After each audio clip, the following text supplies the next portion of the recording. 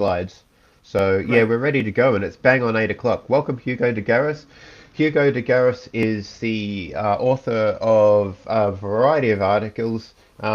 You wrote the Artilect War, obviously. That's probably one of your most famous writings. But you've been talking about AI and the potential threats and the sociological consequences of people realizing AI is around the corner since like the early 2000s or the 90s. So, yes, along with Ben and a bunch of other futurists, Anjan Sandberg is probably there too.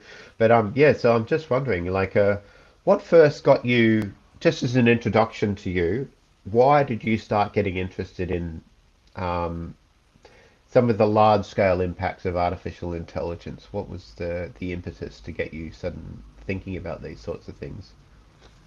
Well, when I was early 20s, uh, that was before. See, I'm old. I'm what, a couple of years away from 80, so I'm old. Wow, So when I you don't when I look was it. young, there was no computer science. It just didn't exist at the universities. So I went into theoretical physics and got interested. Started hearing about AI, artificial intelligence, and the physicist in me started doing calculations like, well, what's the future computational capacity of, for example, nanotech matter and so Mm. forth. And the Yeah. numbers were so huge that I thought, my jaw dropped and thought, oh my God. I mean, the, the implications of, when these machines become hugely smarter than we are, what's going to happen to humanity? And that sort of prompted me to start thinking about it. And Mm. then eventually, late 90s, 98, I think, I actually wrote the book, The Artilect War. So that's what, 27 years ago now. God, I am old. All right, Hugo. Well, I'll let you start your presentation, and thanks everybody for joining this Future Day session with Hugo de Garis. Hugo de Garis is going to talk about AI, humanity, and the longer term. So I'm really interested, and we've been discussing this since I think 2010. Me and Hugo first interacted. So it's been 15 years, right? Right. 15 years So, closer to the singularity, and a lot has happened since when we first spoke about these sorts of things. So, if anybody's interested, there's a whole stream of interviews I did with Hugo in 2011 that have been up there on my YouTube channel for a while. So, very grateful to you, Adam, for doing that. It's spread the word a lot. mm, Okay, so will I start? yes, And is there an opportunity for questions, or should I just fill up yes. this Well, piece? there might be questions from the audience later, Okay. I'm just wondering like how. after your presentation. Um, So I've got about a bit mm, under 30 slides. You can see the top right hand is the total number of slides and the slide number. So rule of thumb is about yeah. more or less 2-3 minutes per slide. So I'll try to keep to that pace. Okay. All right. Okay. So well, you can see from the title what I'm interested in for this talk. It's more the longer term, and in some ways, the longer term is billions of years, and the other longer term is at human scale. The next, say, 5 decades or so. So in that sense of longer term. So what impact? The major question is what impact will the rise of massively intelligent machines have on humanity, and particularly on the politics. And of course, that's an allusion to my idea that there's probably going to be a major war over this issue because it's just so important. If these machines come into being, who's to say they may become so superior to us that they decide to get rid of us? It's a possibility. Okay, so here's the structure of the talk. Um, the early ones give a bit of background, like setting the scene. So, oh God, I think in the 70s, I coined the term artilect. That's just short for artificial intellect. That's the name I give to these godlike, massively intelligent machines. So what, just how capable could they become? So that's now when I did, can you see a flashing red arrow? I So can see your red arrow. It's not flashing. It's just pretty stable. Yeah. that, moving. But you're pointing at godlike architect. I can see that you're pointing at that term, Okay, godlike fine. artilects. Yeah. So I'll use this as a pointer, to emphasize things. Okay, and then once humanity becomes conscious, and that's happening now. I mean, that was certainly not the case 20, 30 years ago. It's certainly happening now. Humanity, I mean, the general public becoming increasingly conscious that machines are getting smarter and smarter. So that in turn will lead to what I call the species dominance debate. And by dominance, I mean which species should be the most intelligent, right? Because the most intelligent species dominates in every sense, politically, whatever. Then as this debate heats up, I see humanity splitting politically into two or three major groups, particularly this group called Cosmis. That's based on the word cosmos, in other words, the universe, because that's their perspective. They see the big picture, the whole universe. The other major, bitterly opposed politically group are the so-called Terrans. That's terra, not terror as in terrorist, but terra, the earth. So they're earth-centered because they're humans. And a third group, a bit fringier in some ways, the cyborgists. They're the people who want to become cyborgs. And cyborg is short for cybernetic organism. In other words, part machine, part human. And these guys, they're sort of similar in philosophy to the Cosmos. The Cosmos, remember, they're the people who are in favour of building these artilects, these godlike creatures. Terrans are opposed, bitterly opposed. And the cyborgists, their distinction, they want to become artilects themselves by modifying themselves. So they're transhumanists, if you like. Okay, now each of these three groups, technological, political, philosophical groups, they each have their own arguments in favour of their particular philosophy. So the Cosmos have their arguments, Terrans have their arguments, and the cyborgists have their arguments. So three sections here presenting the arguments in favour of these groups. And then a rather longer section providing the steps on how possibly, I mean, it's difficult predicting the future, of course, but how maybe an artilect war, largely between the Cosmos and the Terrans. These I see as the two main political groups for the future as the species dominance debate really heats up and gets underway. So how what are the steps? How might an artilect war heat up? So what might actually happen in this war? Like how devastating might it be, and so forth? And as a result of that, will humanity survive such a war? Or from the other perspective, is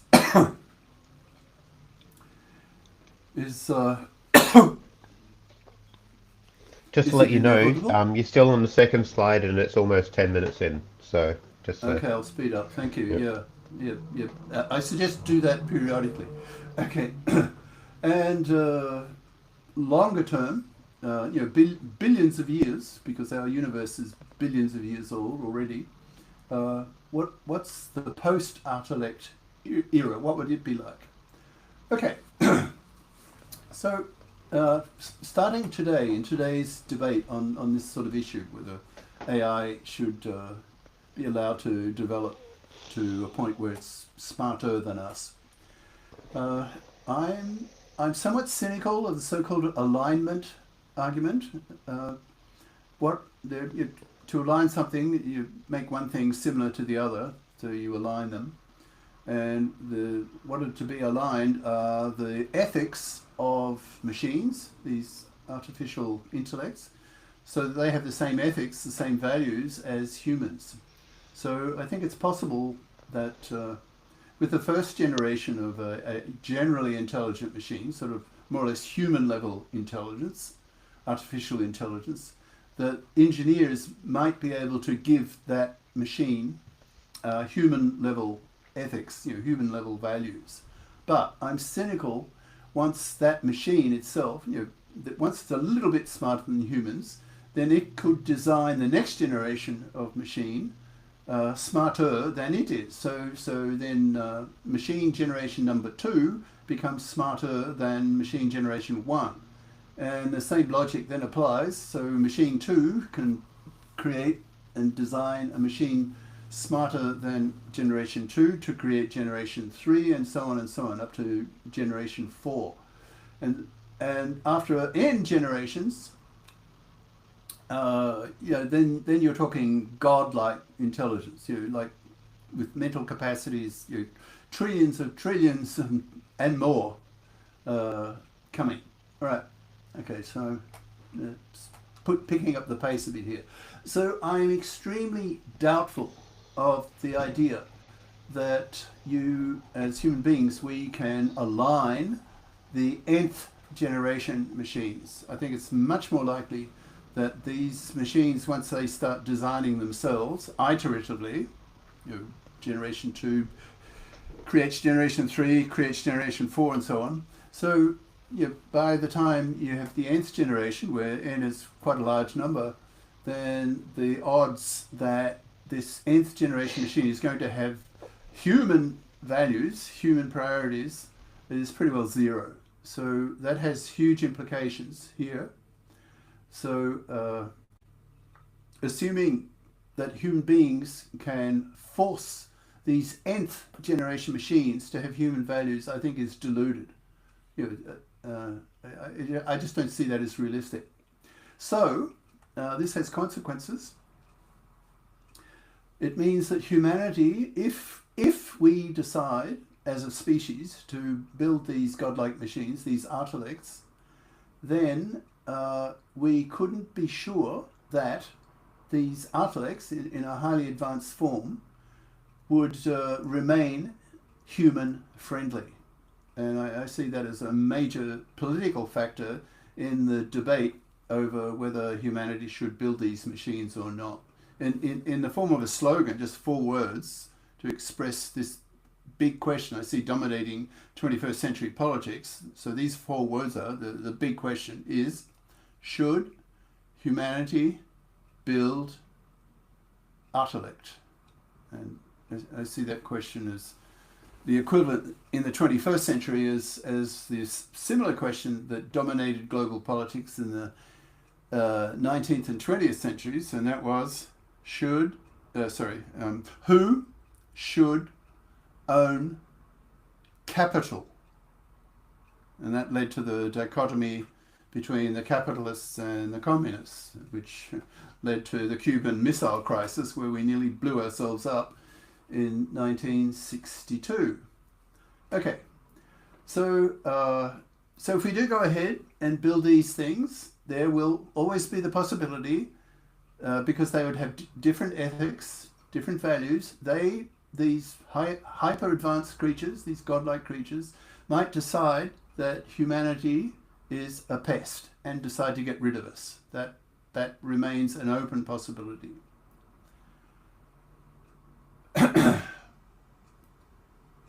Okay, so with that possibility in mind, how will that affect our politics this century?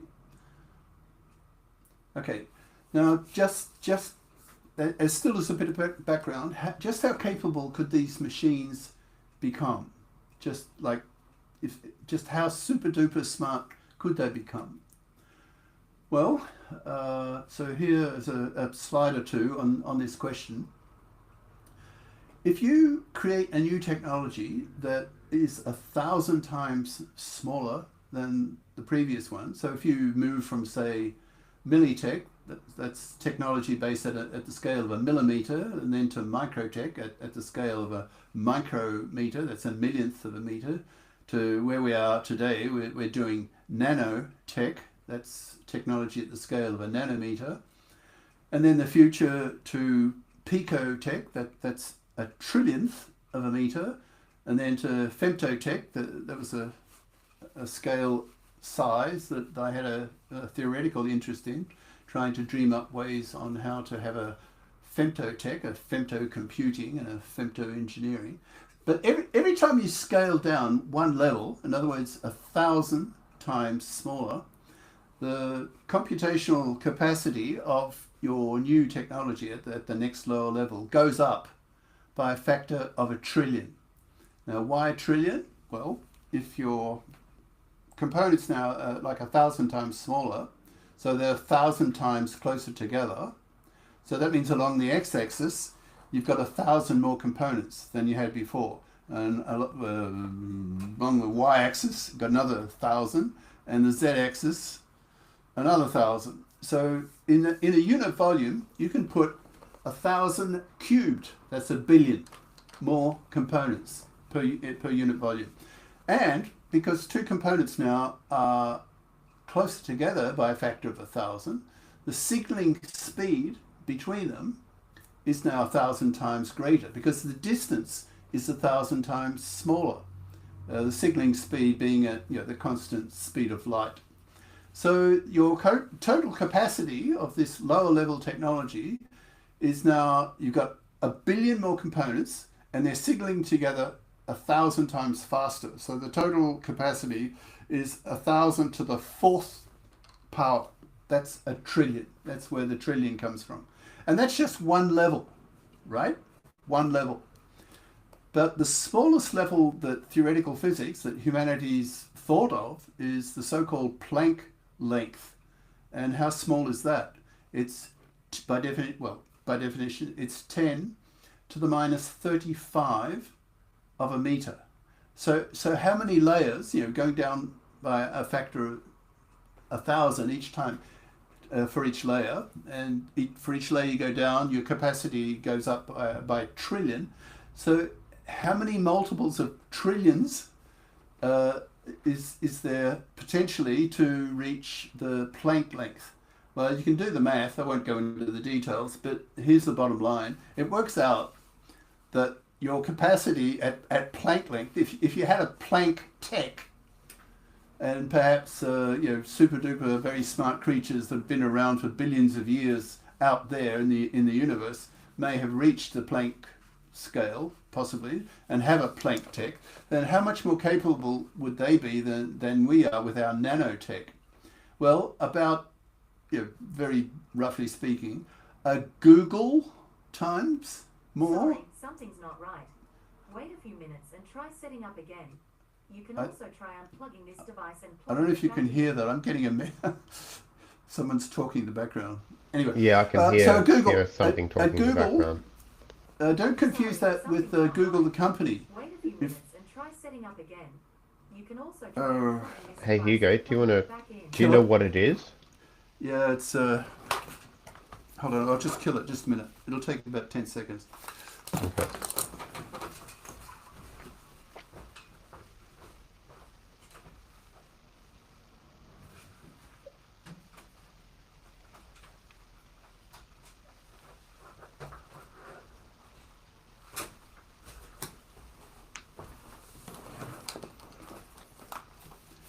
Yeah, sorry about that.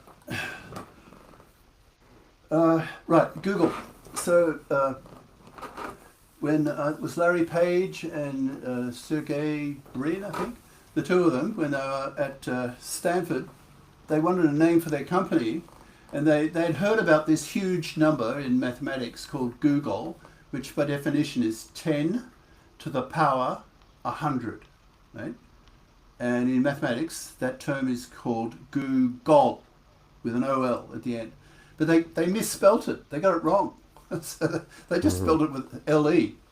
So So bottom line, these creatures could become their computational capacity could increase by a factor of about a Google. Now that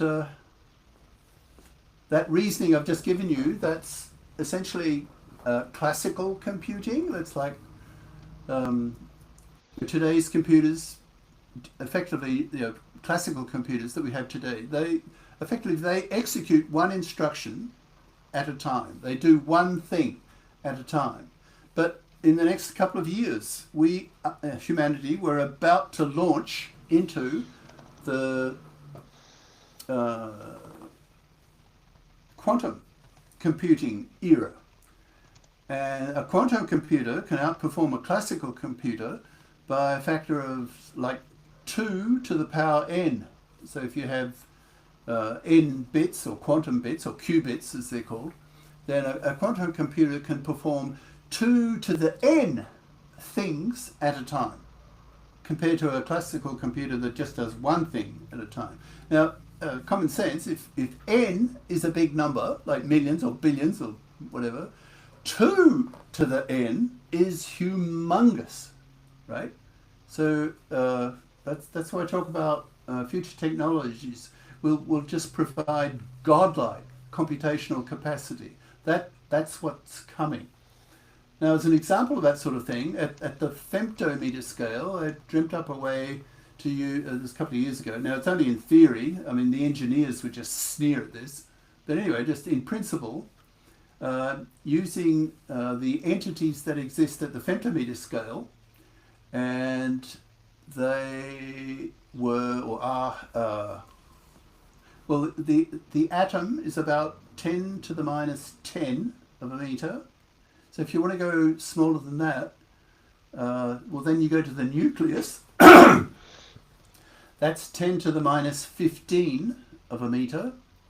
And the nucleus consists of protons and neutrons, and they in turn have 3 particles, they're called quarks, inside them. So a proton is made of 3 quarks, and so is a neutron. So with femto computing, I found a way to use the properties of quarks. Now, quarks are held together by other kinds of particles called gluons, because that's their function. They glue quarks together to make protons and neutrons.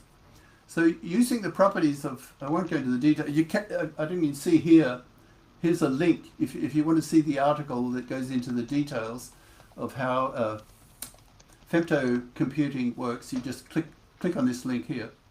But I won't do that now, it's too long. But the point is, so that's just one, well actually 2, because if you go from nanotech to femtotech, you've skipped a layer. There is no picotech, for the simple reason that nature does not provide anything at the picometer scale.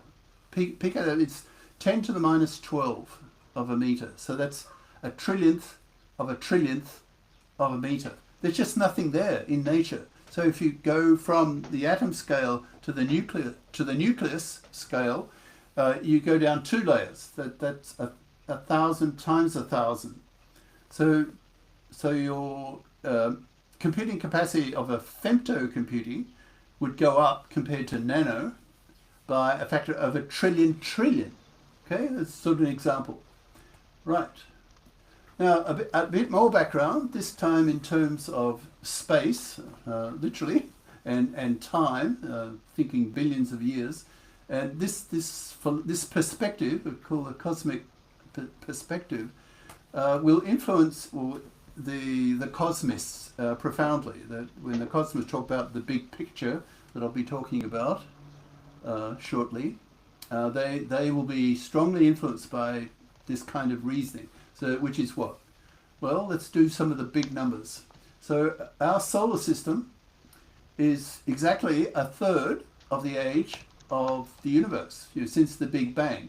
Because our solar system, the sun and its planets that circle around it, that system is 4.6 billion years old. And how old is the universe? When was the Big Bang? Well, exactly 3 times that, so 13.8. Okay, Now that has implications. So, well, I'll get to that in a minute. So, typically in a galaxy, there are usually hundreds of billions. Like the Andromeda galaxy, which is the nearest big one to us, to our galaxy, I think it has like 1 trillion stars in it. It's bigger than ours. Okay, so typically hundreds of billions of stars in a galaxy. Next question, how many galaxies are there in the observable universe? And the answer is about 2 trillion. 2 trillion, right? So that means, very broadly speaking, there are about 1 trillion stars in the observable universe, right? And just in our own one galaxy of 2 trillion or so, it's estimated that there are probably something like 40 billion Earth-like planets in our galaxy, right? Now, one of the going off at a tangent a little bit here, but it's relevant. One of the greatest discoveries in science in the 19th century, the 1800s, was the fact that the laws of physics were discovered to be the same throughout the universe. And that was discovered by looking at the properties of light coming from all directions in the universe. The light had the same properties no matter which direction you chose. So the same phenomenon is going on everywhere throughout the universe. Okay. Now, our solar system is 1/3 of the age of the universe. So that means out there, with those trillion stars, most of them are billions, if you think about it, billions of years older than we are, than our system, than our planet, our sun, right? Billions of years older. So with 1 trillion stars, the laws of the physics are the same. So probably, and there's zillions of planets, huge amount of real estate, billions of years of evolution. So there's plenty of time and plenty of real estate. So it's highly likely out there that at least simple single-celled biological life is commonplace. It's virtually everywhere. We don't know yet. Probably we will know within a decade, but that I see as highly probable. Okay. So a certain fraction of them is probably moved on, evolved into multi-cell creatures, and then plants and animals and all that, and then maybe a certain fraction of them. You're getting into Drake's equation here. I won't go into that. Some of you are probably familiar with it. So a certain fraction each time. So a certain fraction of the intelligent creatures become technological, and they create artificial intelligence, and then they build artilects, and some of them transition, or the artilects take over, or so then their planet or whatever becomes largely artilectual. So you see, so maybe this transition away from being biological creatures to being artilectual creatures, artilects, maybe this transition has occurred out there already zillions of times. It may be a very commonplace transition. That's a maybe. We don't know yet, of course, but it's a maybe. So all these ideas, the scale, the huge time frame, the billions of years, the trillion stars and so forth, bundle that all up, and that's what I call the cosmic perspective, right? And that's going to play a major role in the philosophy, the policy of the political drive of the cosmists. That's why I've labelled them cosmists, because their perspective is cosmic, the cosmos. Okay, so now I can talk a bit about the three major groups, well, the two dominant ones. Talked a bit about this in the introduction. So again, reminder of the labels.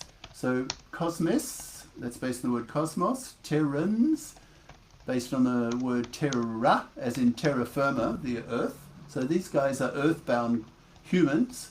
For them, human beings are all important. That's their number one priority, is to see human beings survive. And the Terrans are going to feel very threatened by these guys, because what do they want to do? They want to build artilects. That's their primary raison d'etre, right? That's what they're all about. And the cyborgists, they're sort of part way. They want to become artilect gods themselves, right? So they're the sort of three main political players I see, particularly these two, in this century, as the politics plays out between these two groups. Okay, so now each of these three have their own arguments, and so the next section, it'll probably be a quarter of an hour or so. How's the timing? I've only spoken for half an hour. That's all right. That's why I put the numbers here. Yeah, that's right. So you're a third way through. Right. So yeah, that's why I put the numbers in terms here. of slide numbers and time. Yes. Yeah. So actually, you meant to finish it like 1 hour and 20 minutes, but right. Let's see how we go. That's doable. Yeah, I'll just pace myself. Okay.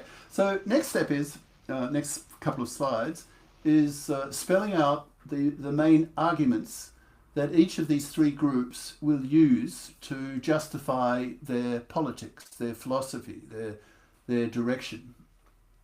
Okay, so here let's start with the cosmists, the people in favour of building these artilects.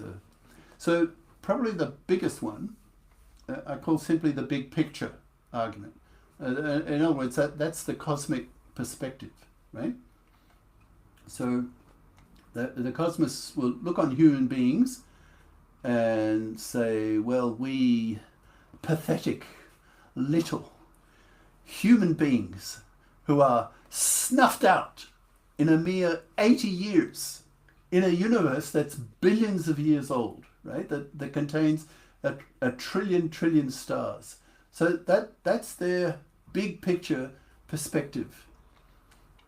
And that philosophy called cosmism, based on the word cosmos, right?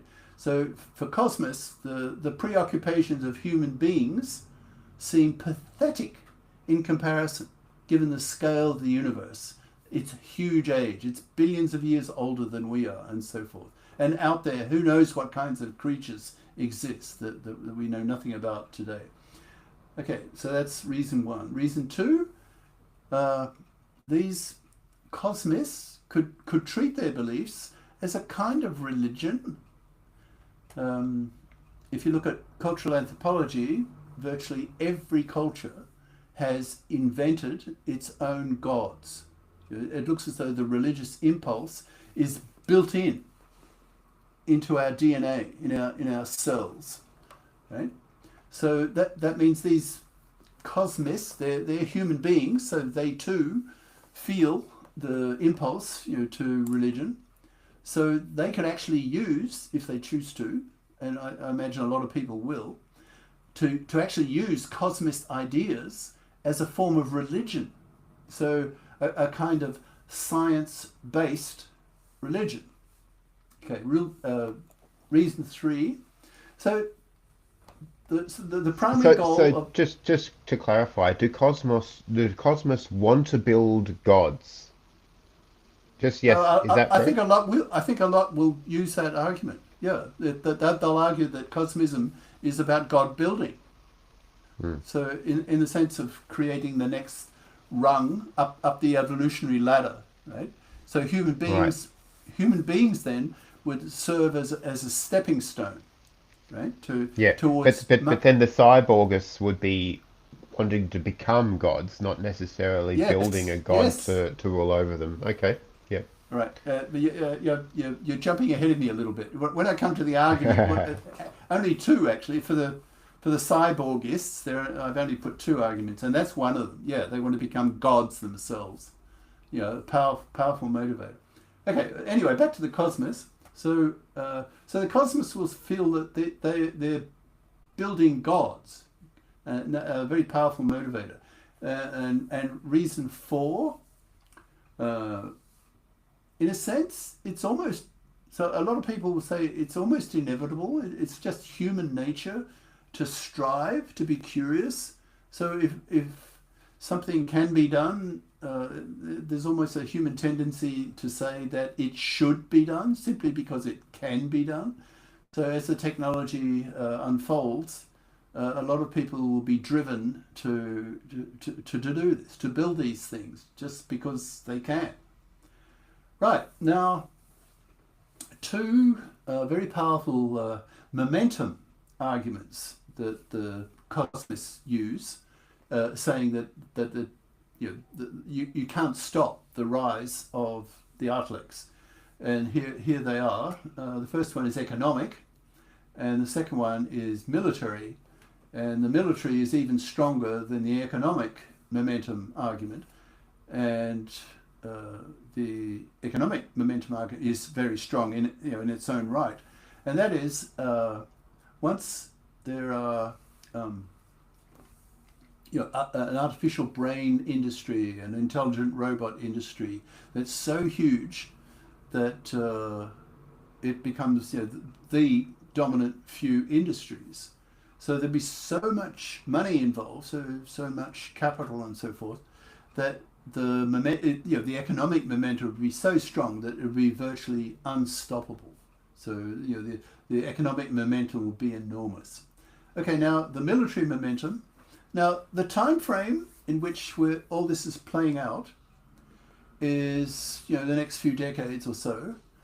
Now I personally lived 12 years in China, so I have quite a bit of experience of Chinese mentality and their aspirations and so forth. So in that the next few decades, I think pretty sure we will see China become the dominant nation. I mean, just look at the numbers. There are 1.3 or so billion people, and they're smarter than us. Average IQ of Chinese is 105 IQ points. Whereas Westerners, Europeans, Russians, Americans, and so forth, 100. So they're actually smarter than us, and there's hugely the population's more than 4 times larger than America's. So China's going to dominate. So just a question of time. But today's China, and I'm speaking bluntly here, today's China is a political shithole.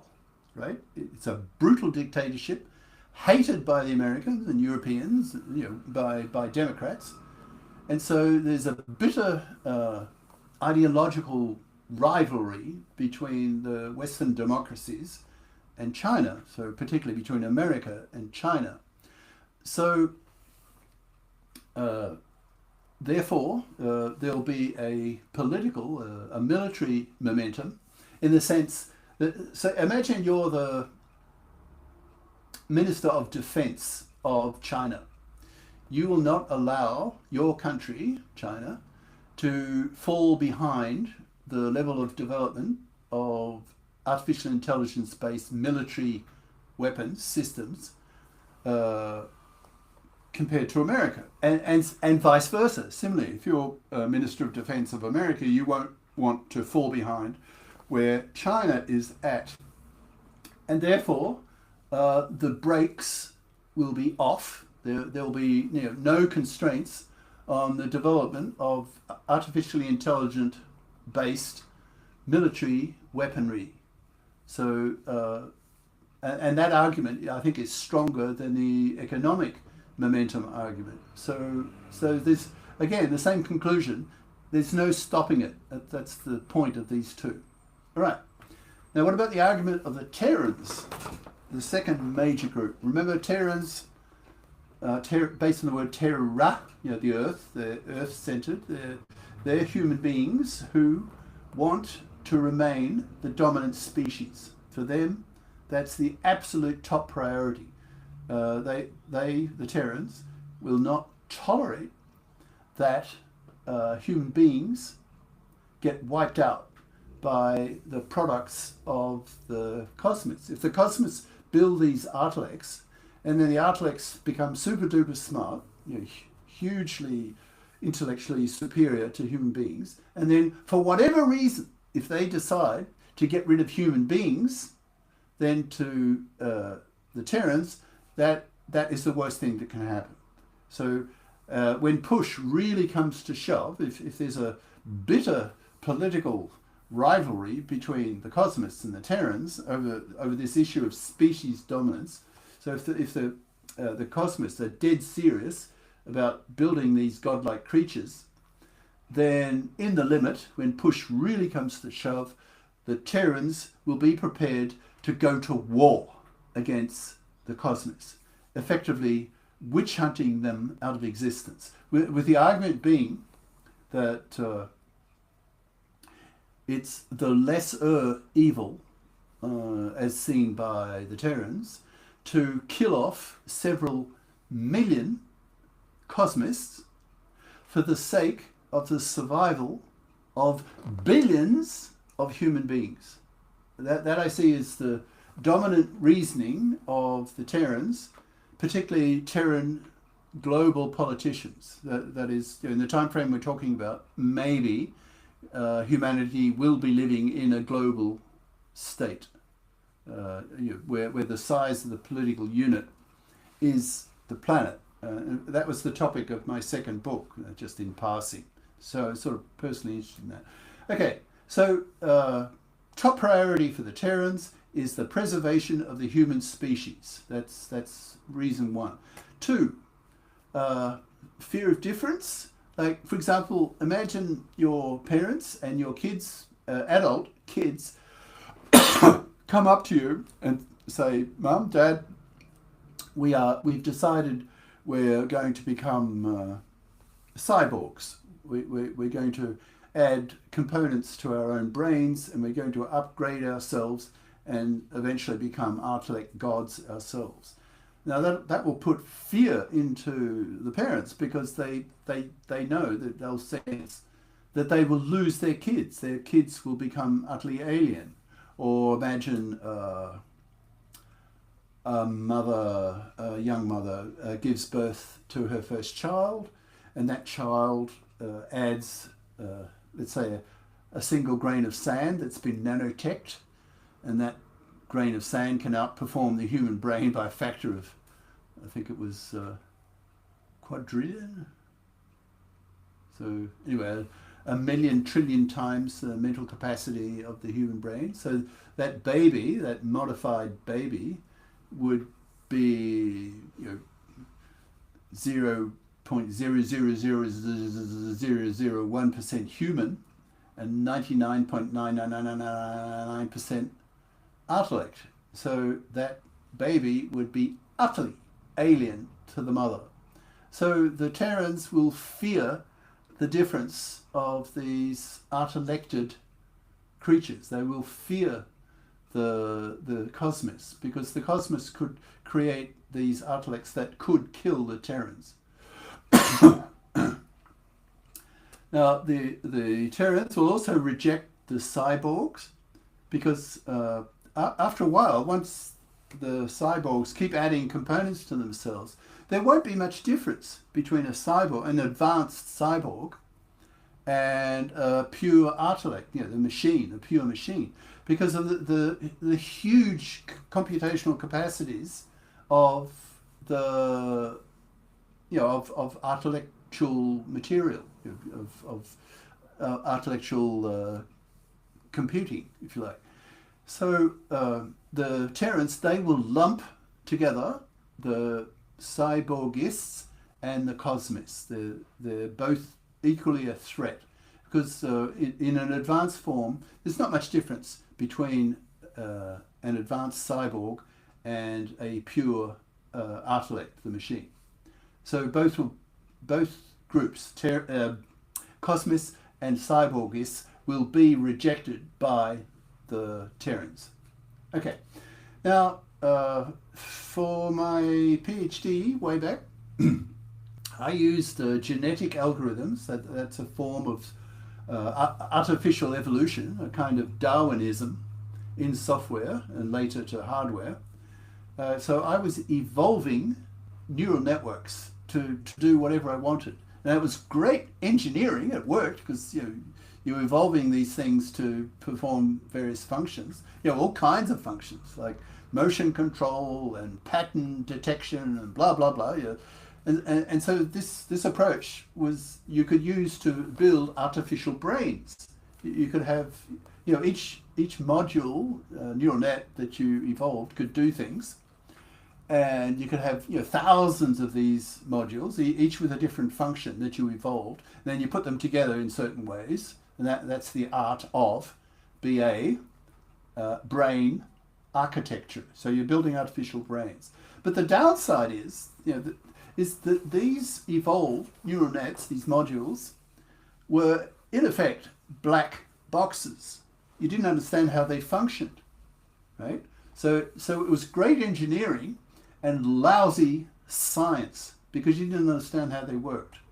But the complexities are so great that building artificial brains in the future probably will need to use this evolutionary engineering. So you don't understand how they function, the structure and the dynamics of the signaling, the artificial neuron signaling is so great. You just give up. You don't understand the thing.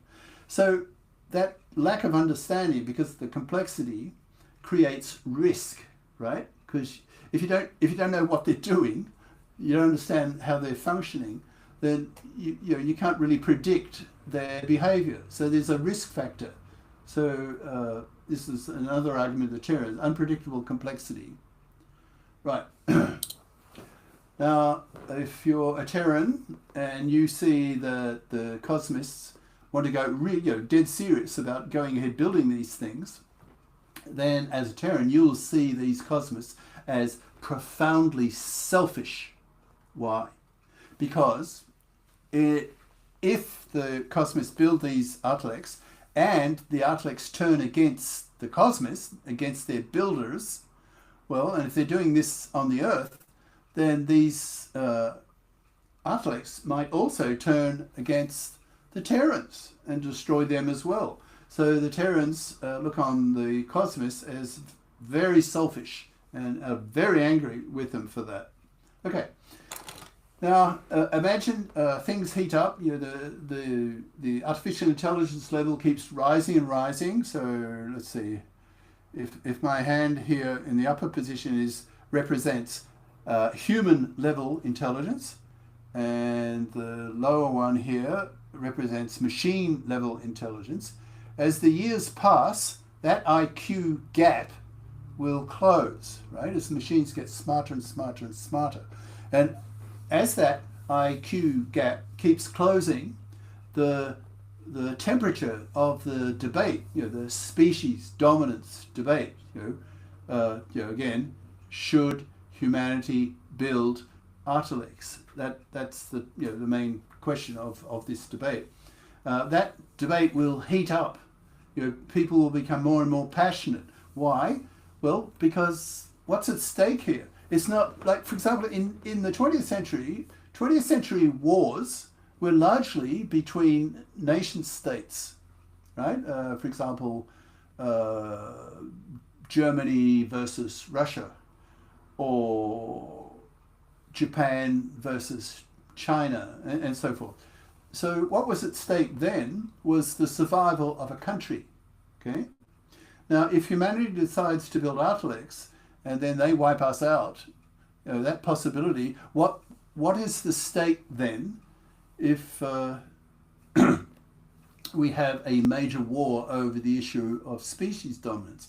Well, the stake now is the survival, what could be lost, the stake, is the survival of not just a country, but the whole species, us, human beings. That's what's at stake. Now, we've never been in a situation before where the stake is so high, right? The survival of the species, us. So with the stake so high, the passion level in the debate, should humanity build artilects, will never be so high. So that's very ominous. With the passion level so high in this debate, that what will human beings do when they become so passionate, when it's the survival of the species that's at stake. So I believe when push really comes to shove, the Terran politicians will decide they have to first strike. Now, if you think a bit, that's probably fairly obvious. Why first strike? Because if they don't, if they just sit around twiddling their thumbs, then what will happen in the meantime? Well, the artilects will get smarter. The cyborgists will do their thing and become increasingly cyborgs. They will become smarter, and eventually, both groups, the cosmists and the cyborgists, will create cyborgs and artilects that become smarter than humans, and that's a risk, because once once the first generation artilect is built, it then designs the next generation, smarter still, and so on and so on. And so the IQ gap, instead of I had it like this, instead of it being that way, it'll be the other way around, right? The machines will become smarter than us, and then there's this risk that they, for whatever reason, might decide to get rid of human beings. Right, so the Terran politicians, I think, will decide on a policy of first strike, and they will prepare for it. Okay, the arguments of the cyborgists, I've already done this a bit already, so I'll go through this one fairly quickly. The cyborgists want to become cyborgs. They want to add artilectural components to themselves and modify themselves so that they too become gradually, bit by bit, pun intended, to become artilects themselves. And as these artilects become godlike in their intelligence, that means that initially human beings will transition themselves into, effectively gods. They want to become gods, artilect gods themselves. Okay. Now the second main argument of the cyborgists is that now it's a big if, I don't think it'll happen, but anyway, hypothetically, if everybody, all human beings, become cyborgs, so they're cyborgists, then there are no human beings left over, because everyone's now cyborgist. There's no human beings left over to be Terrans and Cosmists. Hence, a potential war between the Cosmists and the Terrans is avoided, right? So this second argument is that the cyborgists can simply go around the problem, right? This problem, this prospect of a major, very passionate war between the Cosmists and the Terrans. Okay. Now, how much am I going? I've spoken for about 50 minutes. All right, timing's not bad. So you're about halfway through your slides, you're halfway through the presentation time, so it's on track, I guess.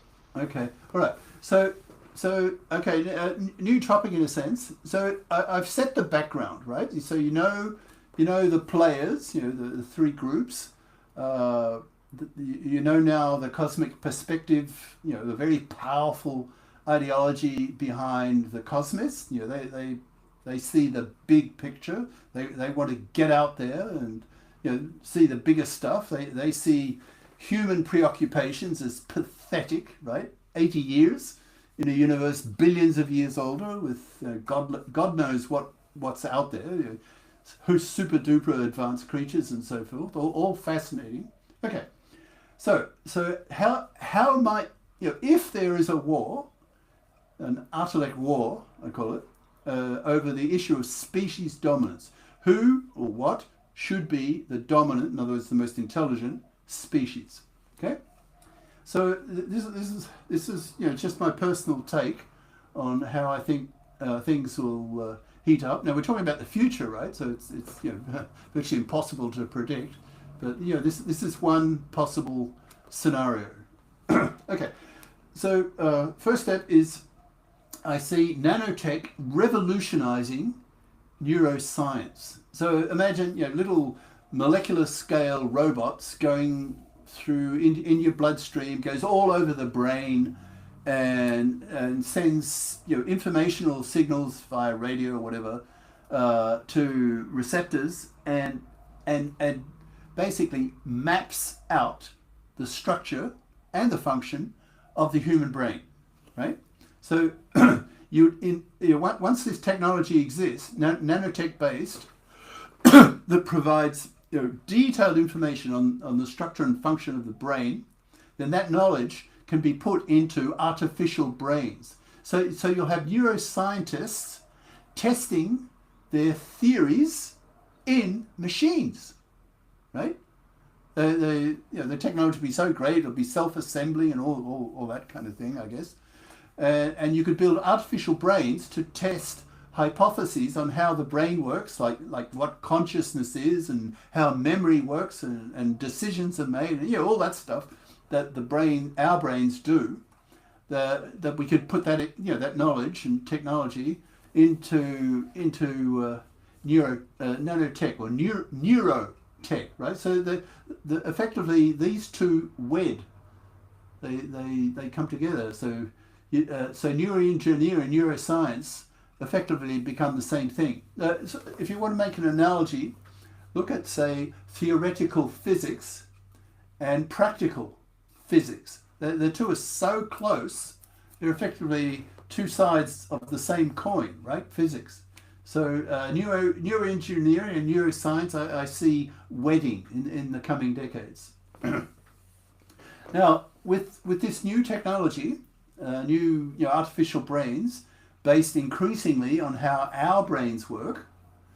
That's one basic. I'll go off a slight tangent here. How to build artificial intelligence. I see two broad approaches.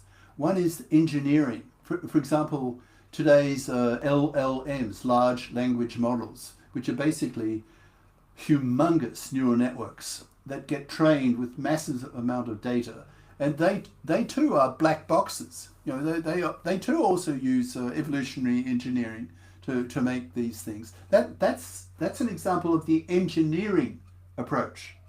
And the other big one is common sense. Copy the brain, right? If you copy the brain, our human brain, closely enough and far enough, eventually you'll get an artificial brain that functions the way our brain does, because it's built the same way, and probably it'll be intelligent because it'll have the same kind of circuitry as we have, and conscious. So a highly intelligent, conscious machine. See that coming. Okay, so once that happens, then you'll have highly intelligent, capable home robots, right? Huge industries, worth trillions and trillions of dollars. Okay, so massive industries, and then hopefully is one of my dreams. I call it the dream is the future exists. It doesn't exist yet, but I hope it will come. Call it IT. Now that's not information technology. It's intelligence theory, right? And what is that? Well, it's a general theory of what intelligence is. You'll have a model of what factors, what do you have to do to generate intelligence, and then so human level intelligence, that would be just one data point in a whole space of different kinds of intelligences. Maybe plants have an intelligence at some level, a mouse at mouse level, humans and so forth. And then with this theory and understanding what intelligence is, you could then understand why is this person A smarter than this person B? Or why are humans smarter than this little mouse, kind of thing. So once there's an IT, an intelligence theory, that will help. That will then feed back into the future production of artificial brains, right? Because once you understand how to make things more intelligent, well, of course, you can use that in your future technology. And now, as a result of that, the artilects get smarter every year, and hence, as a result of that, the species dominance debate heats up. It really, like, as that gap, IQ gap between human level intelligence and machine level intelligence, as that gap seriously begins to close, then the species dominance debate will really heat up. People will get angry, tempers will fly, and then political parties will start being formed. Like today's political parties are preoccupied by economic questions, right? How to increase production, economic growth, and all that kind of thing. But in the 21st century, as we move further and further into it, I believe this species dominance issue will dominate our global politics this century. So we'll have new political parties being formed based on the respective, well, more or less three broad strategies: Cosmist, Terran, and Cyborgist. So the political parties will be based on those three different philosophies. I'm anticipating, right? Okay, so the debate heats up. People get angrier and angrier and more afraid. The Terrans will become more and more afraid that perhaps these crazy, monstrous cosmists might actually succeed in building these godlike creatures, because the trend is definitely there. That IQ gap is definitely closing and near closed, and hence that's why the species dominance debate is now so hot, such a hot topic. And then you'll start, with millions of people afraid, millions of Terrans, then you'll start seeing people coming out of the woodwork as terrorists, terrorist. Yeah? And we'll see the beginnings of, for example, terrorist acts performed by Terrans, the second group, the people who don't want artilects to be built. So they'll be doing things like assassinating CEOs of brain-building companies. I don't know if I should say this, putting ideas in some crazy person's head, but a star candidate for assassination would be our friend Ben Gersel, because he's a prominent figure. He's one of the dominant players in this whole development, right? So that kind of thing. Or David Altman, CEO of the artificial intelligence company OpenAI. They're the people who made GPT-4, which caused such a furor a couple of years back. Okay, so and maybe prominent politicians who are cosmists, who preach cosmism to the public. People like that, obvious targets. They will probably be assassinated, and manufacturing centers of household robots will be arsoned and dynamited, and terrorist acts that will go. Okay, so things are heating up. Now, next step, the Terrans, the Terran politicians, particularly with their organisations and their economic power and so forth, for a couple of years now, have been preparing, hopefully in secret for them, a first strike, because they reason they have to. They can't wait. If they wait, it's too late. The machines are already there. They're smarter than humans, and so the machines win. So the Terrans have to first strike. Right. Now, the Cosmists are no fools. They will have their spies, right? They will be paying close attention to what's going on in the minds of the Terrans. They will be very familiar with Terran thinking and so forth. So the Cosmists, they will anticipate that the Terrans will first strike. So the Cosmists will be ready, and maybe maybe they will first strike to counter the first strike of the Terrans, maybe, or at least retaliate quickly and capably so that the Terrans do not win. So you've got now two ideologically, almost religiously, bitterly opposed political groups, ideological groups, technological groups, and with the IQ gap closing and so forth. So you've got here now all the ingredients for a major war, right?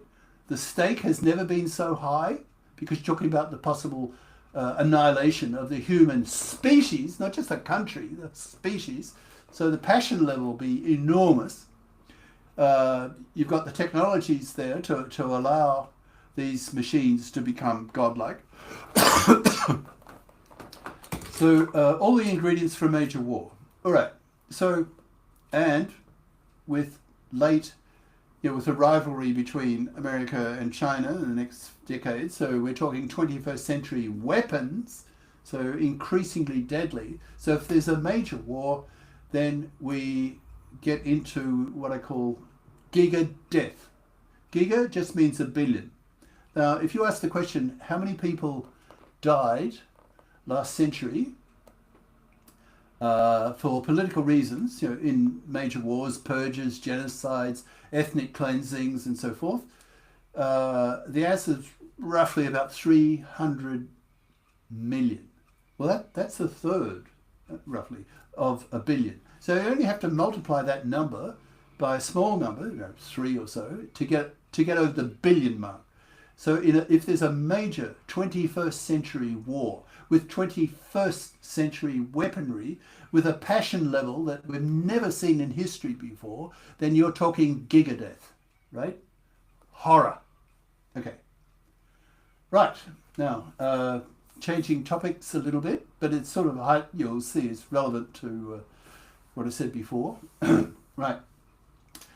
For the past 3 years, I've been interviewed by Brian Rose. He's an American-British based in London, and he interviews people on his program called London Real. And you can Google it and go, watch his interviews. They're fascinating. So for the past 3 years, he's had me on, talking about all this artilect war stuff.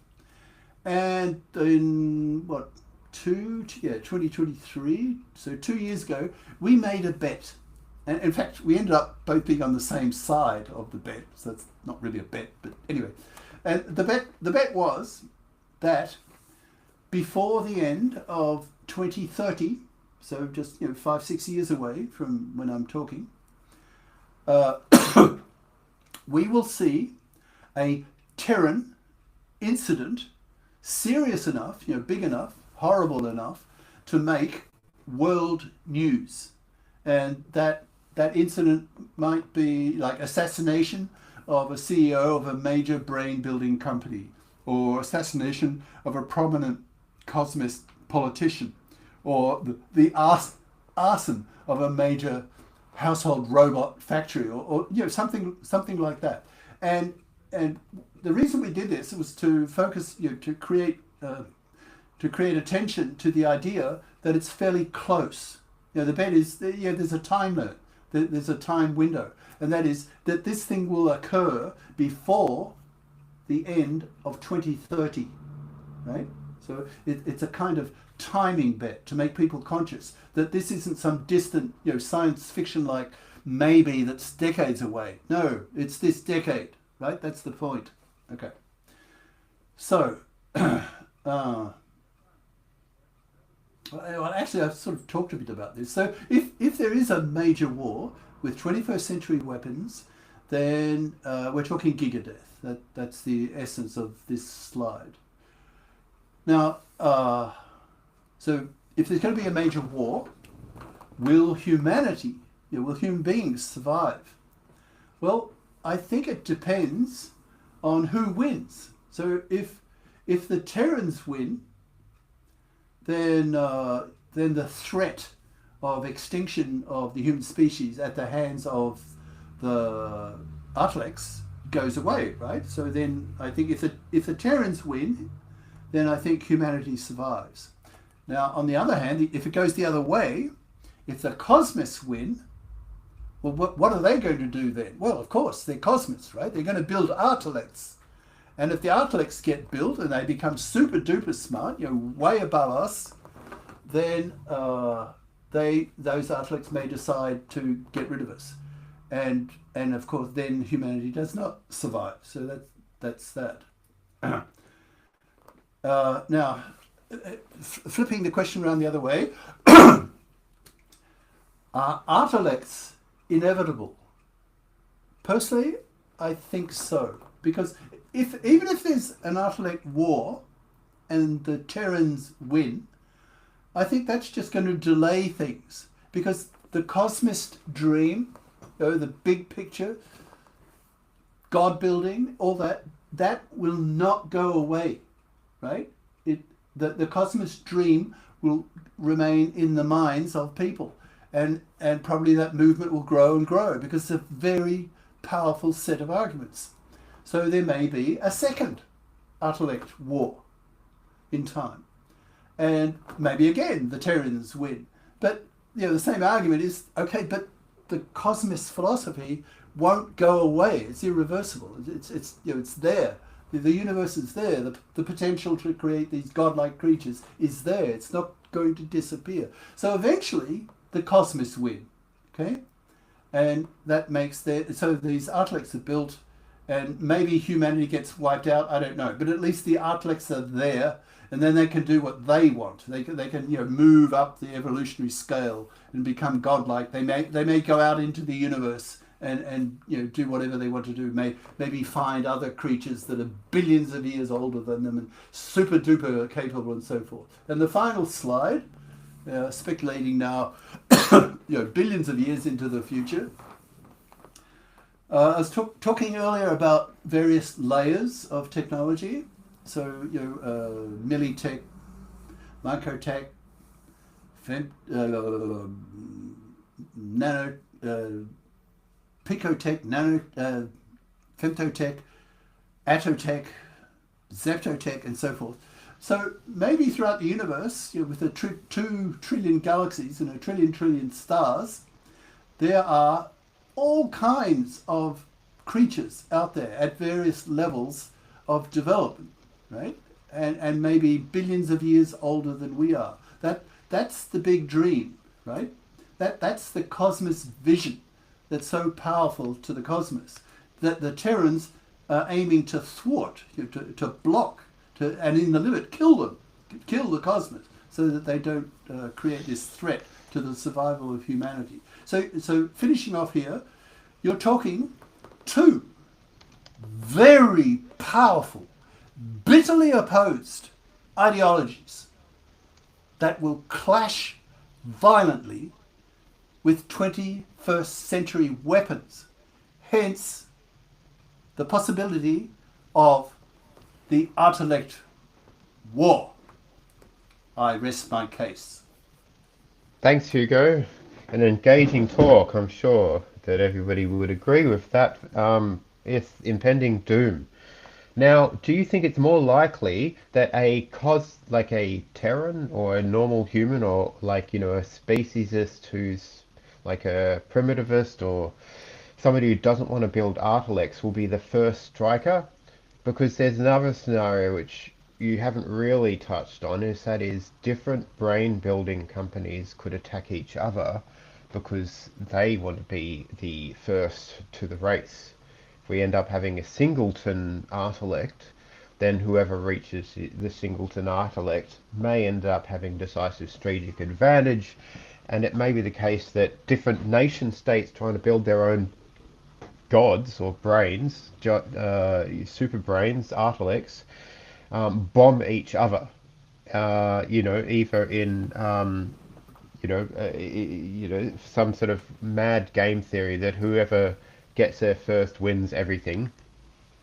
So, do you think that it's more likely that a nation or a bunch of people building brains would try and attack like a company building brains would try and attack another company building brains, or another nation who's building brains would attack another nation, so that yeah, they win. I see. I see that definitely as a plausible scenario. We're talking about the future, right? So it's dangerous predicting the future because you're usually wrong. So my take was just one take, right? One personal take. What you said is, I heard quite a few people saying this kind of thing. So that's another quite plausible scenario. Now, judging between them, and there'll be other scenarios, a whole bunch of them. So hence the need for think tanks to think all these scenarios through and try to weight them in terms of plausibility and so forth. So short answer to your question is yes, that's a definitely plausible scenario. It may go that way. I mean, just in your opinion, just at the top of your head, what's more likely? A battle between the Terrans and the brain builders, the cyborgs and the Cosmos, or battles between one group of cyborgs and another group of cyborgs I as a think a first factor, strike? yeah, I think a factor that will influence which way it goes is the so-called takeoff.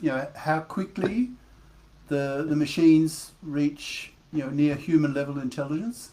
If it's very quick, then a single company may end up just dominating. So your scenario would probably be more likely.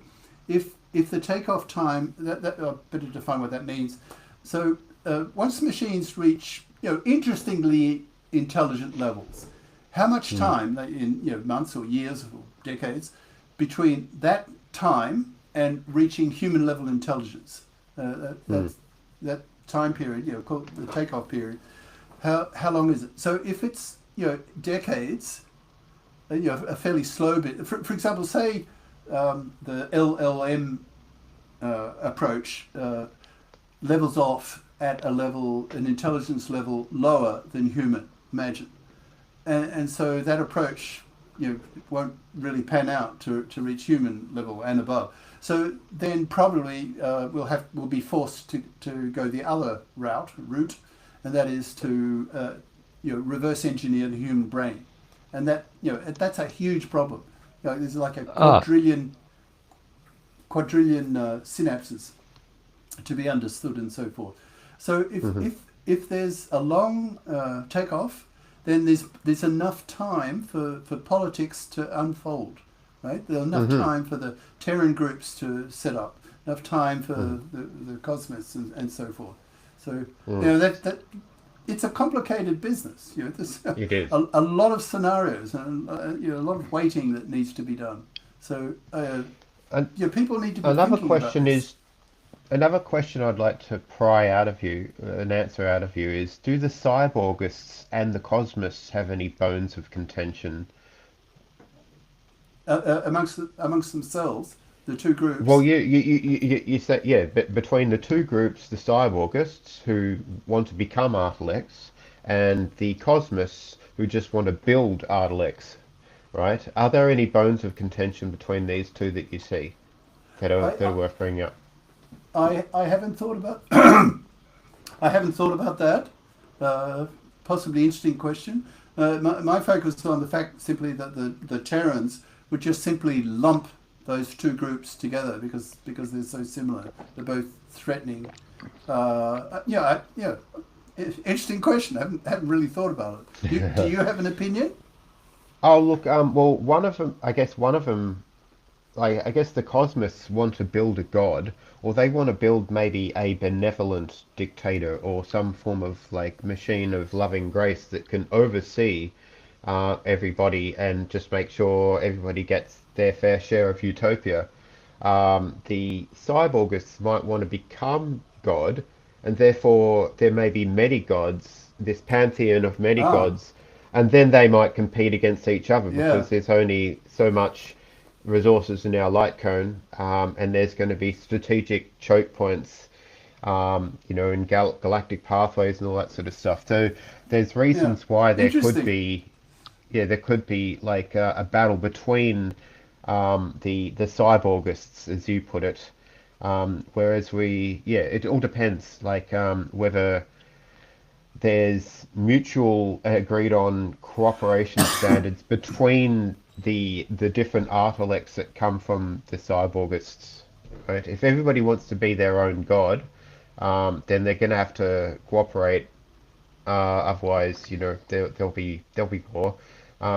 The Cosmos may decide, okay, we should only really build one of these, and let's make sure it's hopefully benevolent, and that there's only a single point of decision around what's ethical or what's permissible, and everything else is pretty much Uh, I guess an Adam, equitable distribution of I think you resources. I should don't know. I elaborate don't on know. this. You should elaborate on this and give a talk.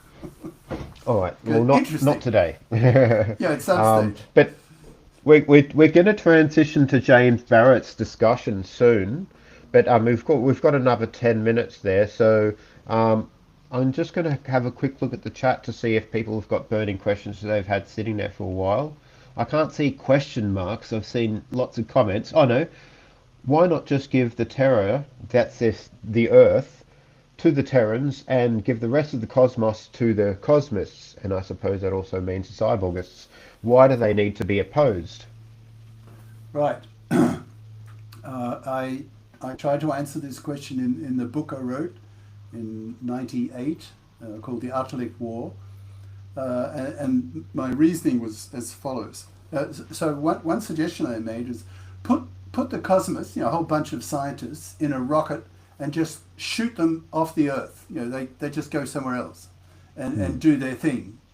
But the downside with that argument is that the Terrans would argue that it's quite possible if the cosmists in their rocket succeed in building artilects, then the artilects may, and it's a risk here, they may return right to the Earth, because what's the Earth? It's a hell of a lot of real estate, right?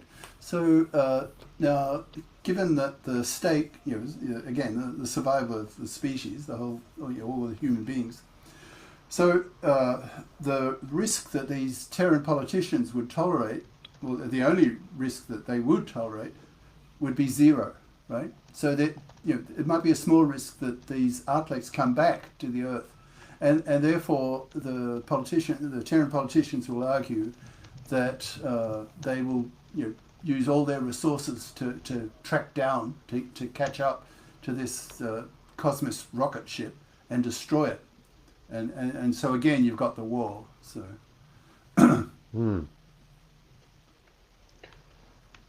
Okay. Adonius has suggested artilects could bootstrap via a new type of genetic code on top of their DNA, similar to how DNA was built off on top of RNA.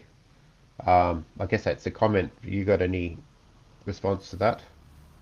He also said that we should be paralleling the Cosmos, Terrans, and Cyborgists to modern day movements, and he suggested, and I agree to an extent, that the effective accelerationists are kind of like Cosmos and Cyborgists, while the decelerationist pause AI are more like maybe the Terrans. I'd say Terrans are probably more like primitivists. I've interviewed Yeah, I'd say so. anacro primitivists on this channel before. But yeah, yes. What do you think So about modern day movements, parallels to your what you Cosmos just terrorists? said. Yeah, what you just said, I think is correct. I can imagine the Terrans pushing for an upper limit to artificial intelligence level, maybe slightly below human level, so they'd be smart enough to be useful, but not too smart, above the human level, to be threatening.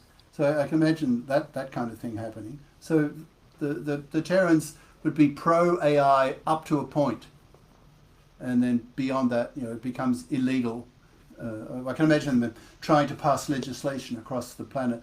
I mean, it's quite possible the cosmists may go underground. I mean, if Terran philosophy is dominant, politically dominant, then I can imagine the cosmists will go underground, and secret societies and conspiracy and all that. Mm. Harai, who I think I worked with at OpenCog, if it's the same Harai, um, has said that since we have never witnessed alien contact, uh, can we assume that these wars is always won by the Terrans, or is it because there will be a war between the artilects and themselves, and that there is no civilization that build interstellar travel? I think he's saying maybe The there's going Great to be a Filter? technologically, yeah, maybe there's a great, like a huge technological divide between what the Terrans can do and what, at the time that the Terrans try and do anything about it, it'll already be too late because Uh, the well, artilects will be like godlike yeah. aliens. Well, that kind of reasoning that the Terrans, I believe, will make. That's why they feel they've got a time window. They can't wait too long, and they'll be Mm, using artificial intelligence in their weaponry as well. So they'll be sort of on a par, the two groups, Cosmos and Terran, and that's just common sense. And until until they strike, and they have to strike. I haven't dreamt up an argument that would counter the necessity to first strike, unless you can think of one. mm. James, do you have any questions for Hugo at this stage? I don't. I'm just trying to make sure that my equipment works. Can you hear me? Yeah, you're Yes. fine. Yep. Okay, Yep. great, Yeah, great. see But you and it's hear nice to you. meet you, Hugo. Yeah, I've read a lot hello, of your James. things. Yeah, yeah, same. Good. And Adam, I've got more of a presentation than a discussion. Yeah, A, that's absolutely fine. a That's fine if you presentation want to do a without presentation, slides. and then we can Yeah, have that's what we discussed. Like you'd start doing some talking, and then we'd yeah, we'd move to a more Q&A given time. yeah. I'd And like to. yeah, Yeah, okay. So what I'm going to do is stop this particular recording and then start another one, if that's okay with everybody. I won't leave. I'll just stop the recording now, and then I'll start another one. So it's just logically divided. Yeah.